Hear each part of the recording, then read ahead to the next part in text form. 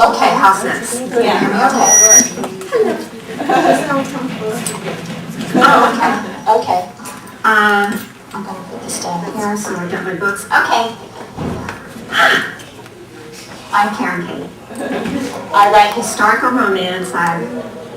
Is that annoying? Is that annoying? It has like a little thing. How's this? Is that better? Take it down a little bit more. How's that? Oh, that's better. Okay. Okay, so I write historical romance. I write Native American. I write some other things, but I'm published in Native American. And I've been doing this for about 18 years. I have 17 books out. I've written for Avon, HarperCollins, that was my first publisher, and more recently with Berkeley. Now with the advent of the books, not all, I can over-exaggerate, although not too much. With the advent of a lot of the bookstores closing, Native American historical romance has fallen. I believe Westerns are coming back. But right now, Native American romance is one of those that they're not buying or selling. So I'm in ebooks at the moment. But I have 17 books out, and I have a little bit of experience in the field. Before the bookstores started closing, I actually made my living, believe it or not, writing, and was able to do that. I wouldn't say I was overly affluent, but I was able to at least make a living. But now in ebooks, I find that it's a little harder. So anyway, I thought that I would start off with telling you a little bit about myself. I'm from California. That's my husband back there with the camera. You'll like my husband eventually on my website. You know, if I like it long enough. Sometimes I've done some things and then I have a tooth that's recessed.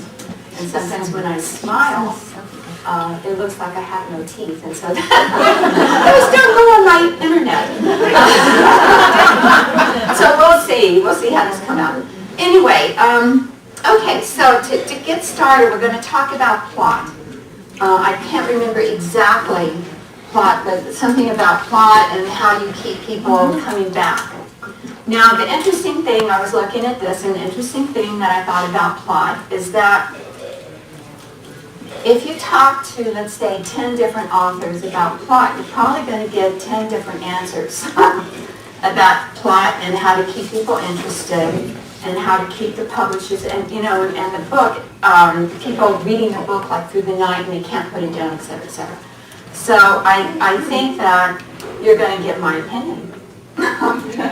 And like I said, it's my opinion, and if you were to talk to someone else, you can get another opinion and maybe just get a well-rounded feeling of plot and how to keep somebody really loving your books and coming back for more. We all know that in order to get published nowadays, I guess because the attention span has dwindled so greatly, you really have to capture that attention like that.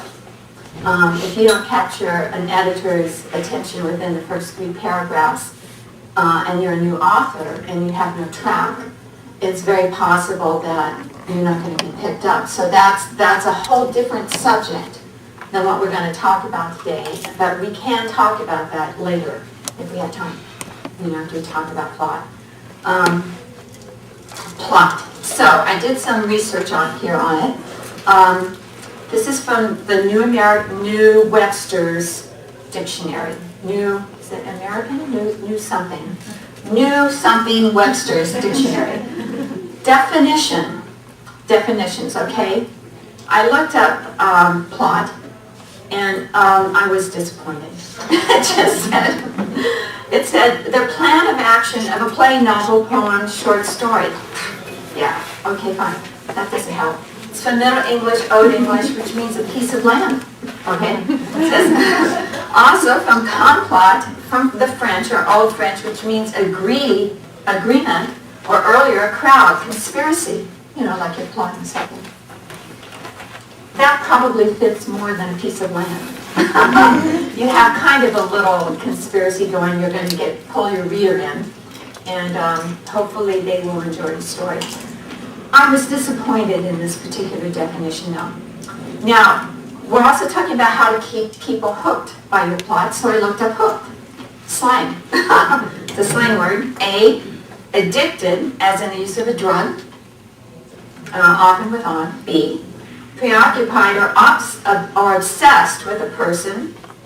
Fad, etc., often with on, comes from Middle English, Old English, which is from Indo-European. Base, which means peg, hanging, peg. Okay, fine. I guess, people used to hook their stuff on a peg. Hooked. Probably preoccupied or obsessed would be good. I don't like that obsessed. But there you go. That's what the dictionary says. So a plot is a plan of action that's going to produce a result in the reader being preoccupied or obsessed with your story. How do you do that? Okay. Here's something that you may already know instinctively. And then again, maybe you don't. And so we're just going to talk about it a little bit. At the beginning of your book, there's always a problem. Notice this.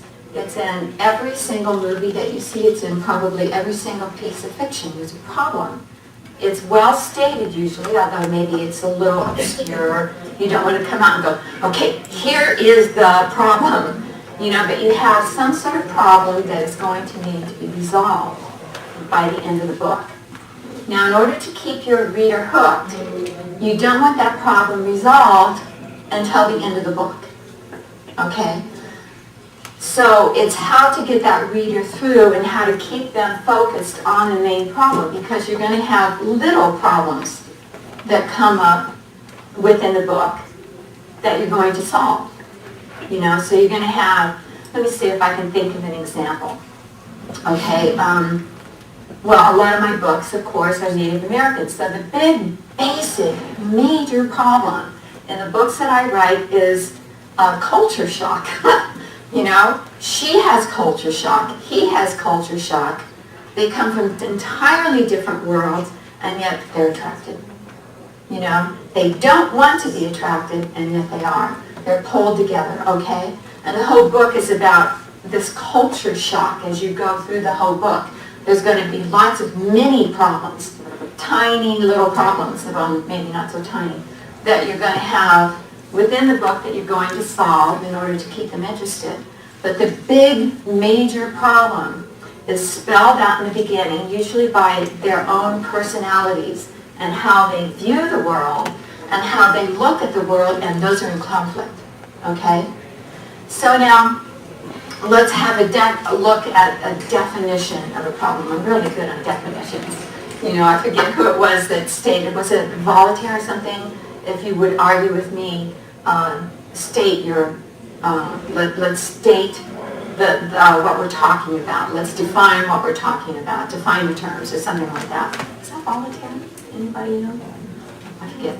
Anyway, so I'm big on definitions. I really feel that if you don't quite understand something, it's going to be much harder to bring it into your universe and use it. Because all this information that I have and that I'm giving you is for use. It's for you to internalize and make it your own and then use it. And so I go over a lot of things to try to bring about maybe a little bit more understanding. So let's look at what a problem is.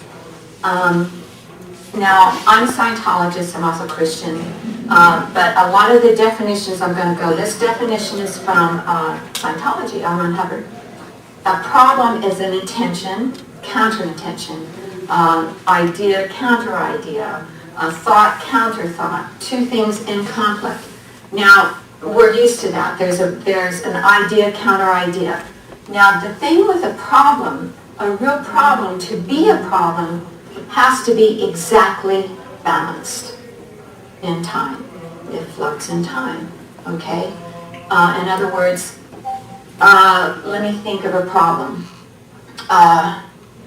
I love him, I don't love him. I can't get along with him, but I love him. These are equally balanced. All you would need to do to solve that problem is to unbalance one side.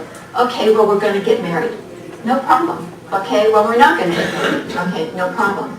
But they're equally balanced, and there's usually some sort of something within a person interiorized that is a part of who they are that keeps those two things completely, utterly balanced. Because if you look out in nature, you don't see that.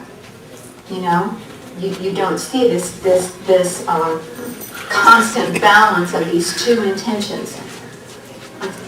Aristotle noticed this. I think it was Aristotle. It goes back to what they call thesis, antithesis. Okay, are you familiar with all that? Yeah. The dialectic materialism took this and went off in another direction. But I believe it was Aristotle who first noticed this, that people would have these thesis, antithesis. Well, what is that? That's, one thought counter thought. It's one action counter another. It's an idea counter another. It's an intention counter an intention. You want to go to the store, your husband wants to go to a movie, or you want to see different movies. Well, what are you going to do? Usually what they call the synthesis, which is the result of these conflicting things, or what they call the synthesis, that's Aristotle, okay, is, well, okay, we won't see either, we're going to do a compromise. Now, I believe it was Hegel that also noticed this. I forget his first name, Hegel. He was a philosopher, German. And he went off on this. And then it was Marx and Engels and, who's the other one? Marx and Engels and Lenin, who took that whole thing, this thesis, antithesis, this idea, counter-idea, this thought, counter-idea, the intention, counter-intention, and then made dialectic materialism out of it, which is Aristotle then went into the synthesis. And the synthesis is usually something that people don't like. It's a compromise. It's two of these things bringing this about, okay? And it's usually some sort of compromise. Okay, any questions so far?